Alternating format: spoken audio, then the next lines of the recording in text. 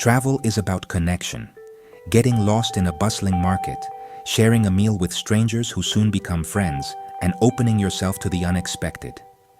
It's about the laughter that echoes through narrow alleyways, the aroma of spices in the air, and the warmth of hospitality that welcomes you in, no matter where you come from. As you wander, you realize how vast and intimate the world can be, how a single street can hold centuries of stories, and how a quiet moment can reveal the heart of a place. We come for ancient ruins and breathtaking landscapes, drawn by the promise of history and the beauty of the land itself. But what truly stays with us are the faces and stories, the laughter of children, the wisdom in an elder's eyes, the resilience etched into every smile.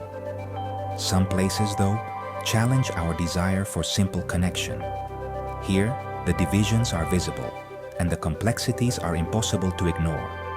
This is one of those places, a land where two people's lives are woven together in a tapestry of love, grief, and hope, where every encounter is layered with meaning.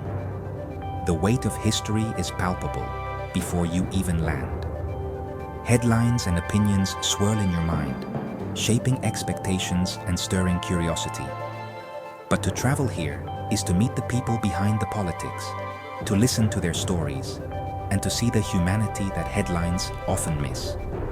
In Tel Aviv, you feel a city's vibrant energy, its creativity, its nightlife, and its spirit of possibility.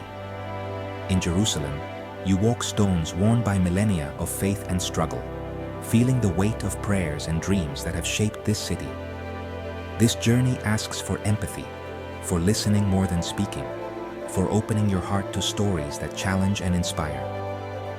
Here, every wall and checkpoint hides a young person dreaming of a world without barriers, hoping for a future where peace is possible. To travel here is to embrace complexity, to seek understanding, and to discover that, beneath it all, we are more alike than different, bound by our shared hopes, dreams, and humanity. To understand the present, you must dig into the past, and here, the past is alive and everywhere. This land is sacred to Jews, Christians, and Muslims alike. Empires have come and gone, leaving a patchwork of cultures and faiths. In the late 1800s, Zionism emerged, a dream for Jews to return to their ancestral home. At the same time, Palestinian Arab identity was taking root. After World War I, British rule brought conflicting promises to Jews and Arabs. Tensions rose as Jewish immigration increased and violence erupted. The 1947 UN plan to divide the land into two states was accepted by Jews, rejected by Arabs. War followed, creating refugees and deep wounds. One people's triumph became another's catastrophe, an unresolved pain at the heart of this land. Strip away the politics, and you find two peoples who love the same land. Israelis and Palestinians both see it as central to their identity and future. For Israelis, security is paramount, shaped by history and surrounded by uncertainty. For Palestinians, the struggle is for land and freedom, life under occupation, settlements, and barriers.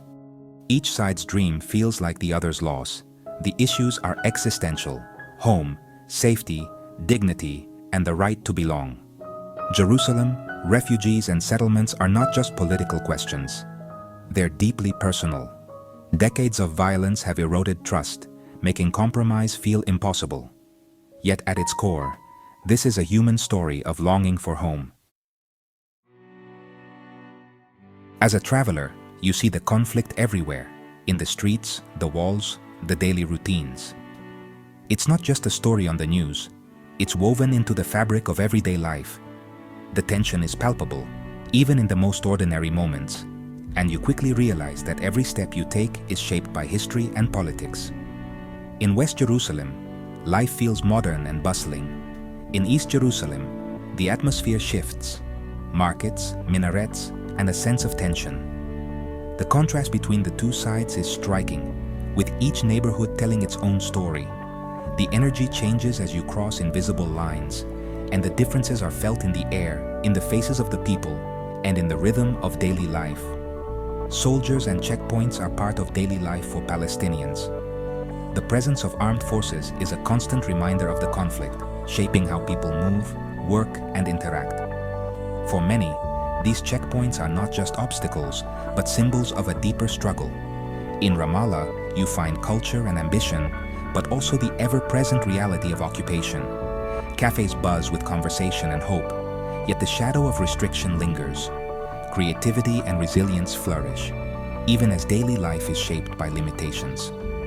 Checkpoints can mean hours of waiting, a daily grind that wears people down. The frustration and fatigue are visible on faces in the crowd, as people endure delays just to go to work, school, or visit family. It's a routine that tests patience and spirit. The separation wall is the most visible symbol, 8 meters of concrete covered in graffiti, dividing communities. The art on the wall tells stories of pain, hope, and resistance, turning a barrier into a canvas for voices that refuse to be silenced. For Israelis, it's security. For Palestinians, it's imprisonment. The wall means different things to different people, shaping perspectives and fueling debate. It stands as both protector and oppressor, depending on which side you stand. Standing before it, you feel the weight of division and the longing for freedom. The enormity of the wall is overwhelming, and you sense the dreams and frustrations etched into its surface. It's a place where hope and despair meet. The wall is a scar, reminding all who see it of the cost of failed politics. It cuts through neighborhoods, families, and futures, leaving a mark that is both physical and emotional. Its presence is a constant call for change. Here, division is not abstract. It's lived every day. The reality of separation shapes every interaction, every journey, and every hope for the future. In this land, the lines are drawn not just on maps, but in the hearts of its people. To truly understand the conflict, imagine the rhythms of daily life on both sides of the divide. Each morning, people wake up to a reality shaped by history, politics, and uncertainty. An Israeli teen faces mandatory military service, carrying the burden of national security and making impossible choices at checkpoints. For many, this responsibility arrives just as childhood ends, forcing them to grow up quickly and grapple with moral dilemmas. In Tel Aviv, life is vibrant and full of energy. Cafes buzz, beaches are crowded, and nightlife thrives. Yet, the shadow of conflict is never far, always lingering in the background, shaping conversations and decisions.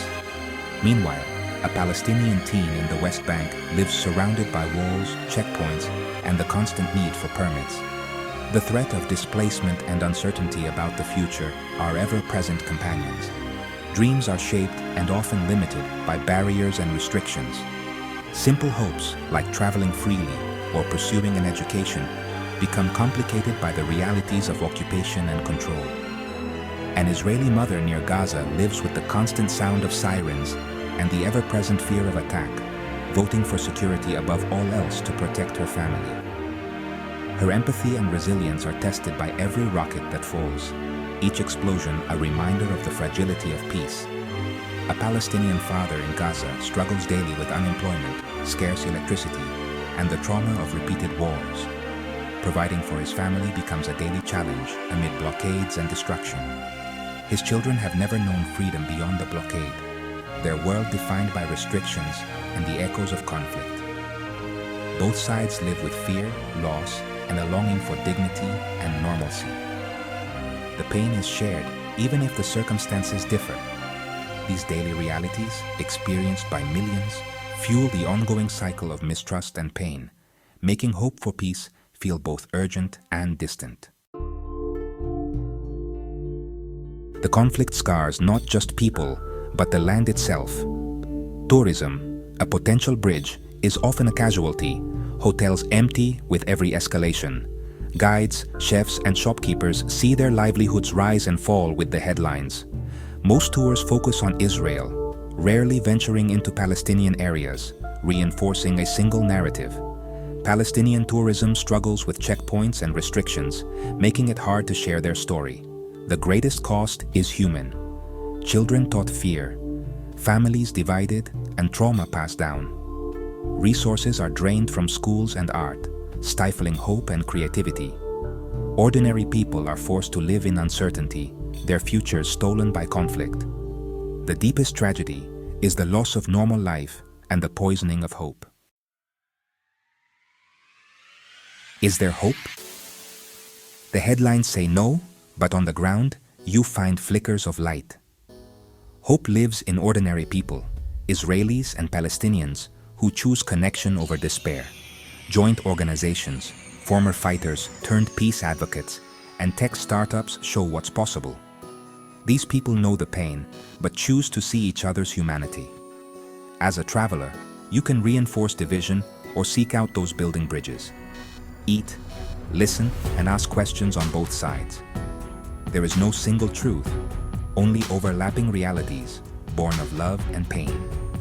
This is a human story.